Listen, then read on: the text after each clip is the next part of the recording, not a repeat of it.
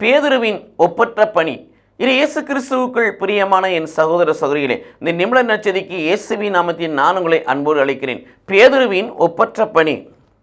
திருச்சபையின் தலைமை பொறுப்பை பேதுரு ஏற்கும்படியாக இயேசு அவரை அழைக்கிறார், அமர்த்துகிறார். திருச்சபையை பாதுகாப்பதற்கு தலைமை பொறுப்பு பேதுருவிடம் கொடுக்கப்படுகிறது. மட்டுமல்ல, ஆடுகளை பேணி வள என்று சொல்லுகிறார். ஆண்டவராய் இயேசு கிறிஸ்து லூக்கா 2:52 வாசிப்பது போல, வளர வளர ஞானத்திலும் அறிவிலும் சிறந்து கடவுளுக்கும் மனிதருக்கும் மேன்மேலும் உகந்தது போல இப்பிள்ளைகளும் வளர வளர ஞானத்திலும் அறிவிலும் சிறந்து கடவுளுக்கும் மனிதருக்கும் மேன்மேலும் உகந்து வாழ வளர இந்த ஆடுகளை பேணி வளர் என்று சொல்லுகிறார். என் ஆடுகளை மேய் என்று சொல்லுகிறார். ஆம், நீரொடிகளுக்கும் புல்வெளிகளுக்கும் அழைத்து சென்று பசியை, வார்த்தையை கொடுத்து பசியை, ஜீவ தண்ணீராகிய பரிசுத்தாவியை கொடுத்து தாகத்தை தணிப்பவனாய் மாறு என்று சொல்லுகிறார்.